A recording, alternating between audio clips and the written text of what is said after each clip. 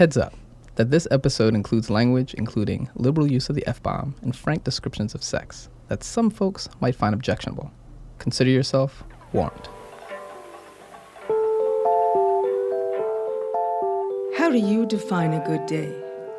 For me, if I don't start peeing before my pants are down, that's a good day. If I'm even thinking about peeing, it's already too late. I always assume I have to pee, and I'm always right. My brand of adult pads is called Free to Pee, You and Me. I'm Eva Tenuto. As a child, I grew up keeping family secrets. And as a result, I founded TMI Project, a nonprofit storytelling organization based in Kingston, New York. I'm Micah, someone who is deeply devoted to the community, father of two, and workshop facilitator for TMI Project. This is the TMI Project Podcast. Over the last 10 years, TMI Project has collected nearly 2,000 stories from people with a burning desire to write and tell theirs. Here's what we believe. When you share the story you're most afraid to tell, it turns into a superpower, because our vulnerability is where we connect. Individually, when we get that story out, the one that we've been keeping to ourselves all this time, it creates a subtle shift in our lives. Collectively, that shift is seismic. In the TMI Project Podcast, we're going to profile some of our favorite storytellers and follow their narratives right up until the moment they walk on stage and read their monologues live in front of an audience. Today, we start with the story of Verna Gillis. I remember the first time I saw her. It was 10 years ago. TMI Project hosted its first story slam at Market, a small cafe in Rosendale, New York. It was packed that night. Midway through the evening, this older woman, probably in her 60s, her late 60s, walked up to the microphone. She was small but regal, wearing this fabulous vintage coat. I was thinking, who is she? Where is she from? And then she opened her mouth. Take the F out of life. Put it in fuck where it belongs. And what does that leave you with? The lie. Our first slam, and right out of the gate, we've got this lady telling a pretty raunchy story about sex. I was thinking, is this a good thing or a bad thing? Watching the other person licking crumbs off his lips is enough to induce heavy breathing. Shaking off those last drops from his penis in the bathroom with his hand on the wall is fabulously erotic. Because, after all, it is his penis, and soon it will enter all your orifices. Months later, you will begin to notice the drops of urine on the bathroom floor. And the smudges from his hand on the wall. And it'll make you fucking nuts. Her name was Verna Gillis, Dr. Verna Gillis, a well-known ethnomusicologist from New York City. She killed, and she won the Story Slam that night, even though she had no idea what a Story Slam was, and it was the first time she had ever read her writing in front of an audience. I'd been writing for a while, but I hadn't been saying things out loud, and there's something powerful about hearing your voice telling your story. At Verna's house in upstate New York, it's hard to choose where to look because it's filled with Verna's many collections. Antique dresses, a vintage 45 jukebox, wood carvings, embroidered tapestries, giant papier-mâché carnival heads from Haiti, and a million unframed photos curling at the edges. I wrote it as a song, and I wrote lyrics, and it's unsingable. I've never been able to tolerate an empty wall. I always say that my first instrument was my scream, but after that, my second instrument was the piano.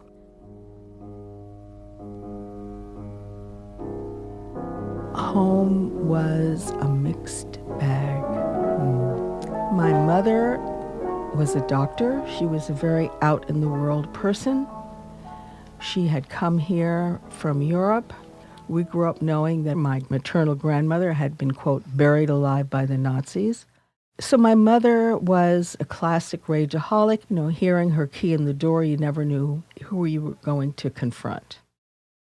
It was Verna's father who introduced her to music, an English as a second language teacher. He grew up in poverty on the Lower East Side, the son of Russian immigrants who had fled to the U.S. in the 1900s to escape the pogroms.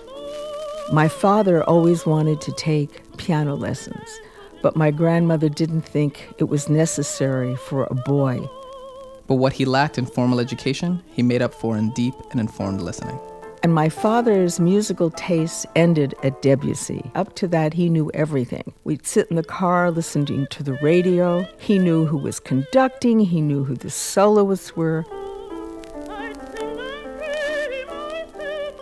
Growing up, my father instilled in us the concept that greatness existed, and some people embodied it. Toscanini, Marian Anderson, Paul Robeson, Arthur Schnabel, Franklin Delano Roosevelt. These were the culture heroes. My life, my quest in a certain way was to find that greatness. So Verna's quest began at City College in New York, where she majored in music. That's also where she first encountered Bradford Graves, a Texan, sculptor of limestone, archaeologist, and yes, music lover. And I was actually living with someone at the time that I met him, and we just were hanging out. And then he went off to Israel to work on an archaeological expedition on Masada with Yigal Yadin, who was a general in the army. And I was in bed with the man I was living with at the time, and Brad called to say goodbye, goodbye. And when I heard his voice, I started crying. It's all mysterious. So they got married. We did great things together. We hung out. He took me places. It was interesting with him from the beginning. And then one day, Brad and I were going to a concert at Hunter College, and he saw a sign on a bulletin board that said, master's degree in ethnomusicology. And he said, why don't you do that? Sidebar. In case you're not sure what ethnomusicology is, it's the study of music from the social and cultural aspects of the people who make it. Brad was right. It was the perfect field for Verna. In 1975, I started doing field work and recording music in other places. And one of the first places that we went together was Haiti. My first experience recording voodoo in Haiti, and I'm wearing the headphones and I'm thinking, okay, it was visceral. And I felt all the skin on my body shift. And then later that evening, Brad and I went back to the hotel we were staying in, went to sleep, and I went to bed. It had released something in me.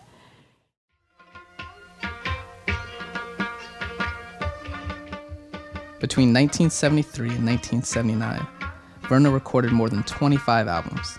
That quest for greatness taking her to places like Afghanistan, Iran, Cuba, Gambia, Ghana, Peru, Suriname, the Mississippi Delta, and this one, which was recorded on Lake Dal in Kashmir. Music, it just carried me.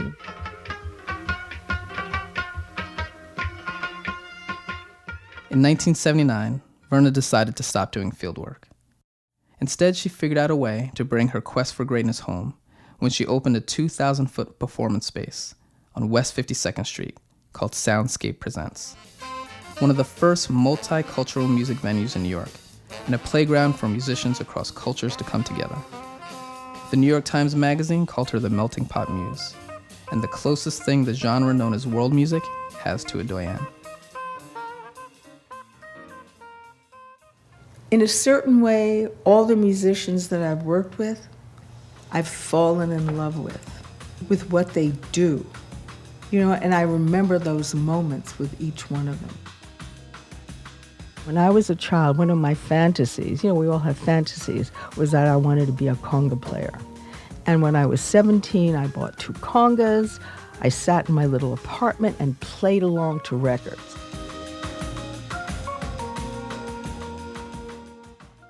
So there was this night at Soundscape when Daneile Ponce played. Con cariños, solo para ti. With love, only for you. Daneile Ponce arrived in New York City in 1980. an involuntary Marilito, or one of the approximately 135,000 people forced out of Cuba, in what was known as the Mariel boat lift. He was my fantasy of myself. This macho guy, but when he played, he was just elegant and beautiful and light. Verna became his producer, and with Soundscape as his musical home, Daneile recorded, toured, and performed with the Gonzalez brothers, Paquito de Rivera, Laurie Anderson, Herbie Hancock, Yoko Ono, the Rolling Stones, and Bootsy Collins. And by 1982, he was soloing at Carnegie Hall. It was the best creative relationship in a certain way because it was working with Daneile that I discovered what I can do. In Verna's quest to find the culture heroes, the ones her father had introduced her to, she had discovered a talent for making sure the world would know about them as a promoter, manager, and producer. But there was a flip side. The worst part of it was the obsessive nature of our relationship. He was the dark side of my moon in many ways. I don't know if I knew it then. When you're caught up in something, it's difficult to have that perspective. Verna grew up in a home burdened by the legacy of Nazi genocide. She escaped by leaving at 17. She got her own apartment, started playing the congos, married Brad, and went searching for the culture heroes. She was free. But the past has a way of finding you no matter how successful you are. While we can't know Daneile's side of the story, we can guess that the horrors of poverty and dislocation, coupled with near instantaneous American fame, couldn't have been very easy. Daneile and Verna were two traumatized people under a whole lot of pressure, so it's not surprising that their professional relationship soured. But at the same time, relationships with other clients were beginning to unravel. Contracts weren't getting renewed. Verna put everything into her career.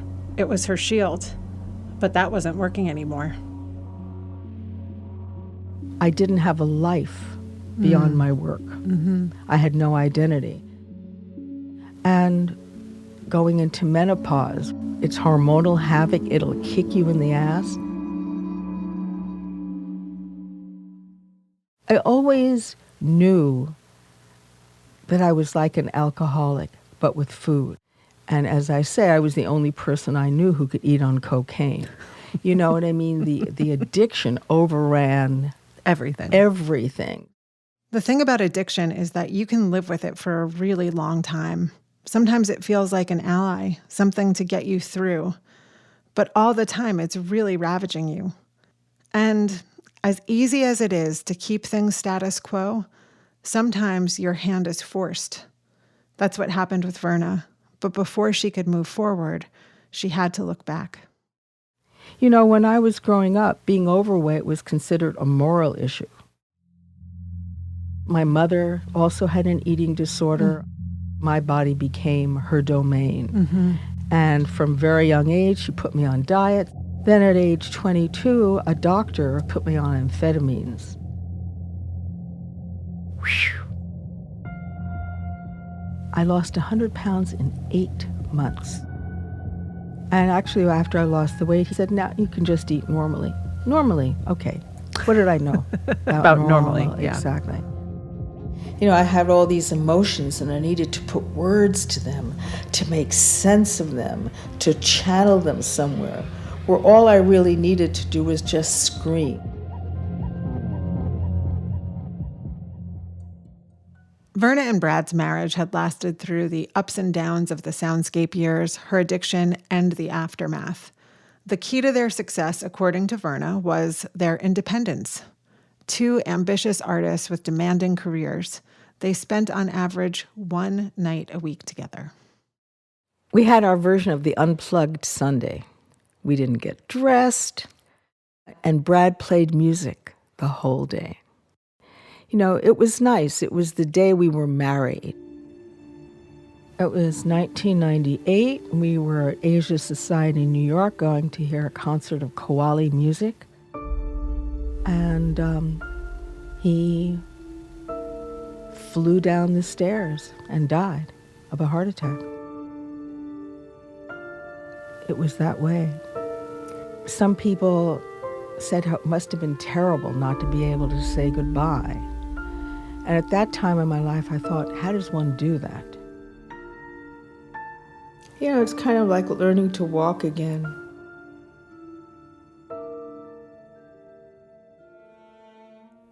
After she won that story slam in Rosendale, Verna signed up for one of TMI Project's workshops. That's where she started to write the story of Brad's death, and she talks about it in the monologue we helped her create. Here she is reading it, live on stage. My husband Brad had a heart attack and died. I was more present at the time of his death than I had ever been when he was alive. His death got my full attention the way nothing else ever had. He was 58, I was 55. We had been together for 34 years. Death has a life of its own. In 1989, Verna moved to upstate New York and reconnected with Roswell Rudd, a jazz trombonist she had worked with at Soundscape. His wife had had a stroke, and so Verna and Roswell started hanging out together. Like as she says, grieving buddies. And ever so beautifully, that friendship bloomed into Verna's second great love story. And as I've said often, we had more in common with each other at that time than with anyone else. Roswell and I had a full immersion life because we lived together, we worked together, we did everything together. It was a different existence. When I met Verna, she and Roswell had already been together for 11 years. It was around the time I co-founded TMI Project with Julie Novak. Julie and I loved going to their house for dinner and hearing her stories about traveling the world, founding Soundscape, and the recording projects that she and Roswell were still producing together. It was like a fun house, a crazy fun house with Verna playing the piano and Roswell on the trombone. He was just the most easygoing, relaxed, and loving person. Their relationship was so much about creating music together and their community of friends and family. But then Roswell was diagnosed with prostate cancer and everything changed, as it does. The trips to the city for treatment, the bills, the stress, the anxiety, and the dark parts of ourselves that serious illness exposes, the horror of it all. But throughout his illness, Roswell continued to play music all the time. In fact, they even wrote a song about the experience. It's called Awesome and Gruesome. In the music video, they're standing in a forest together. Roswell is on trombone, and Verna is singing, wearing gold horn-rimmed sunglasses and an ermine stole. Awesome and gruesome, what a fucking twosome. This is a ranthem, I'm gonna ransom bolder and bolder. We are the olders, cancer is gruesome and on the loosome. Awesome meets gruesome, had biopsy bluesome. Got me in my prostate zone, moved to the bladder, I'm not alone. Mortality sightings on the rising.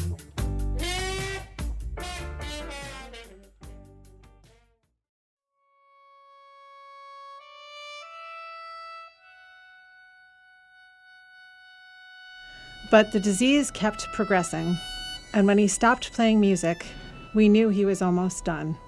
Roswell died 3 weeks later. Once again, Verna did the bravest thing imaginable. She wrote about it. Roswell is diagnosed with stage 4 prostate cancer. Mentally rearranged instantly. Free fall emotionally. The man I love and live with has changed. He is now a man living with cancer. We all cohabit. Cancer has moved in. It is never moving out. We both regress. He screams at me. He fucking screams at me. There's not room in the house for two screamers.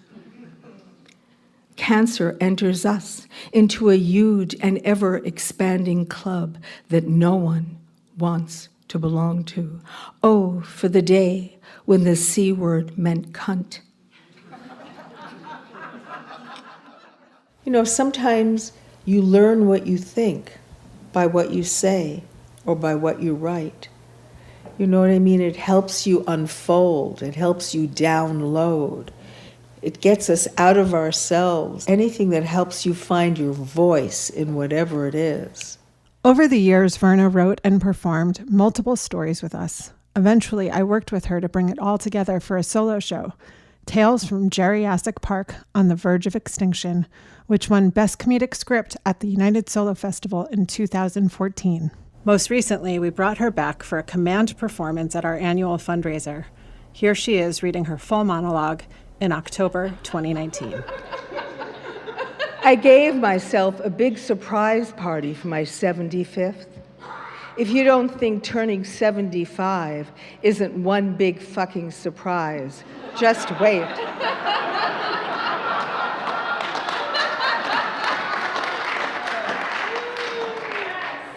I will no longer die young. One thing to cross off my anxiety list. Here I am, closer to dead than to alive, wondering what will be my last place on earth and what will take me out, knowing that one day the last thing I say will be the last thing I said, and vice versa. The future closer to the present than it's ever been. Navigating loss and less on the rougher seas of older, my beloved partner of 19 years died in 2017. Life after death is about those of us who remain.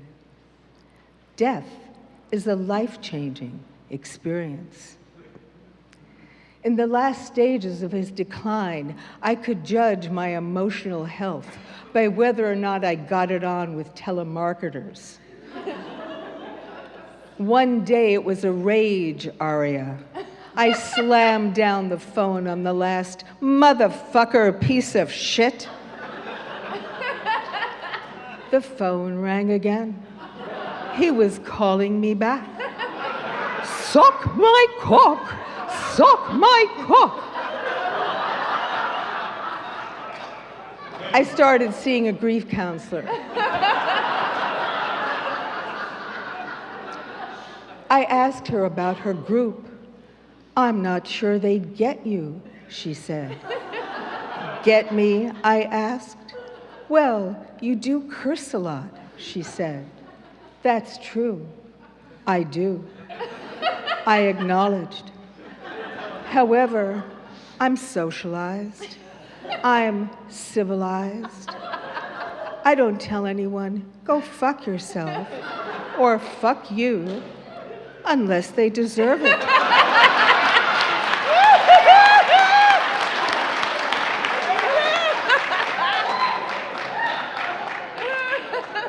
My point of sanity was in not having children, and the children I never had are grateful.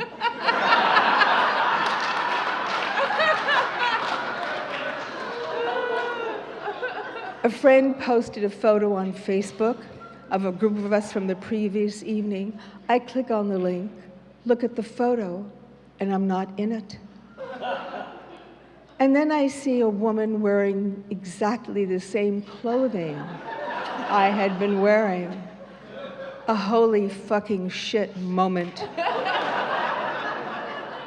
The next day I see my nephew and I ask him, when you look at me, do you see someone you recognize? Yes, he replies, looking at me blankly.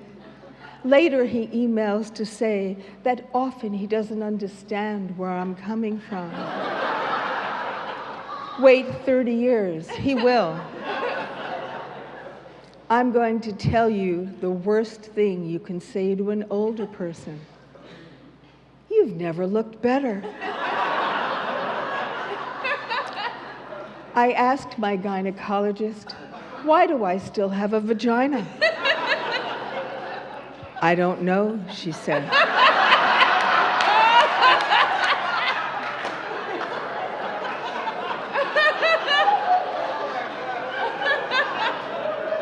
At this time of life, My vagina is more or less like a vestigial organ. I'd like to trade it in for something more useful, like a larger bladder.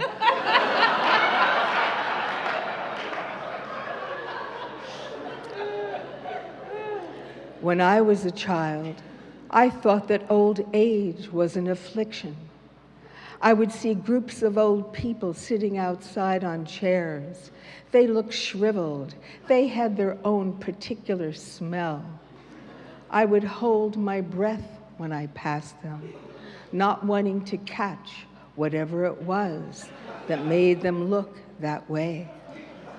One day, perhaps, a very young child will hold her breath as she passes me.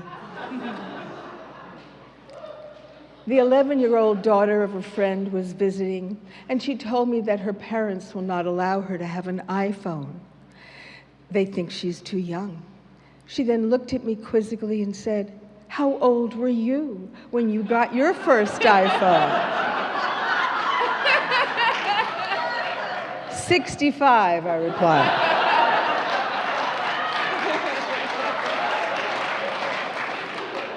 She looked stunned for a minute, and then we both got hysterical laughing. She hadn't realized there was a time before iPhones. Marijuana is the one addiction at which I draw the line. No way am I giving that up. Mind altering? You bet. Good idea. I find that my mind doesn't work in mysterious ways. When I'm stoned, I don't get the munchies. I reserve domain names.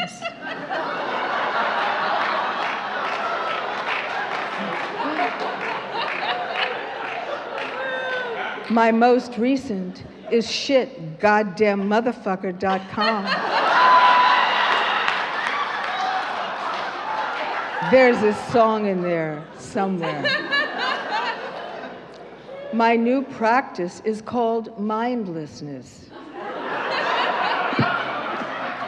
I tried mindfulness, however, if you knew what my mind was full of, you wouldn't recommend it for me. My segues have become confidential. I could always keep a secret, and now I keep it from myself. I know that just because I don't remember something doesn't mean it didn't happen. And just because I remember doesn't mean it did.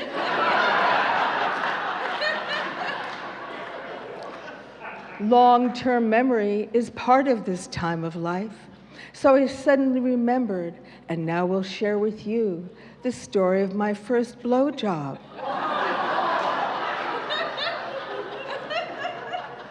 I was 13. He was 14.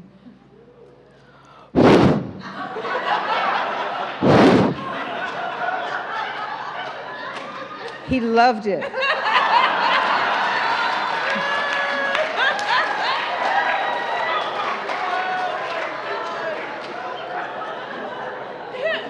I have some new names for bands of olders. The dry vaginas, Los impotentes, the post-sexuals, Game of Groans. I have discovered the cure for hypochondria.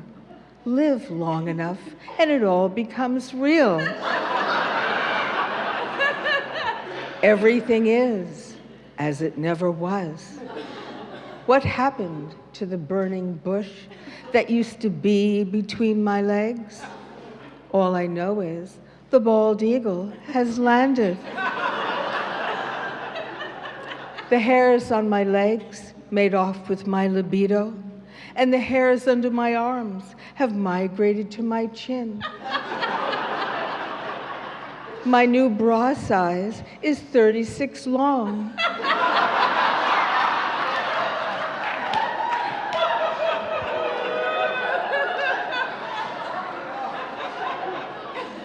The older I get, the faster my skin is separating from my bones.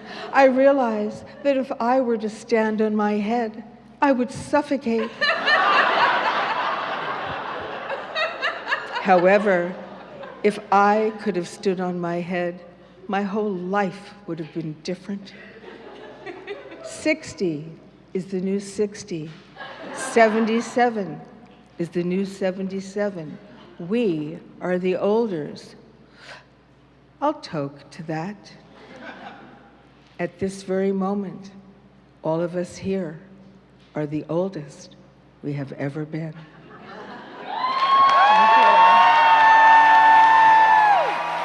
Verna Gillis!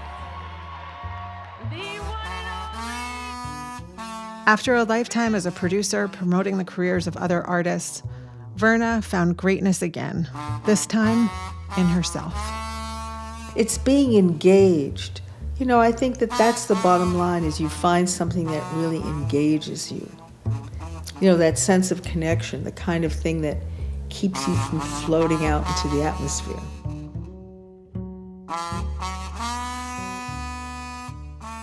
In 1957, TV personality Steve Allen gave an interview to Cosmopolitan magazine.